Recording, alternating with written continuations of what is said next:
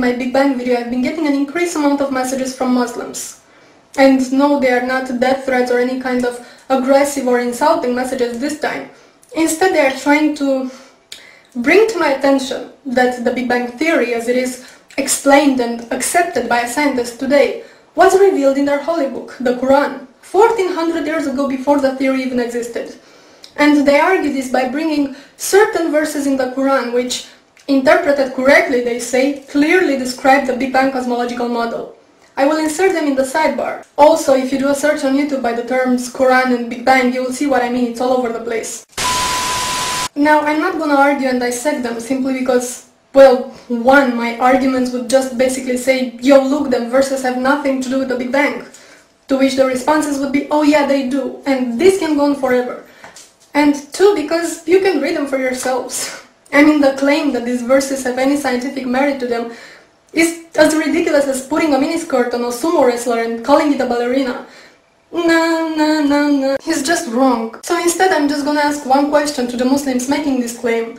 And not just this claim, because you see, while most Christian creationists try to negate science altogether, going, evolution? Where? Big Bang? Never happened. But no, Muslims have a different approach.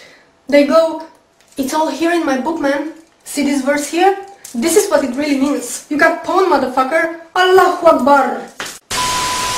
So my question is this. If the Quran really predicted modern scientific theories, such as Big Bang and evolution, then why didn't you Muslims come up with those theories ages ago? If all those things were revealed in your holy book 1400 years ago, it means that you had 1400 years at your disposal to explain to us infidel fools how things really work. But you didn't, did you?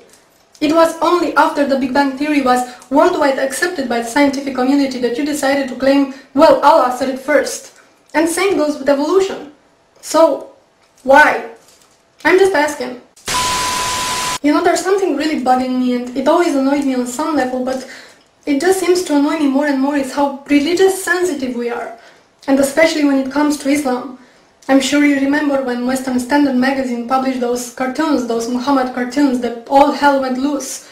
And the publisher of the magazine was interrogated by the Canadian Human Rights Committee because he disrespected this holy religion that doesn't even know the meaning of human rights. It's sadly ironic.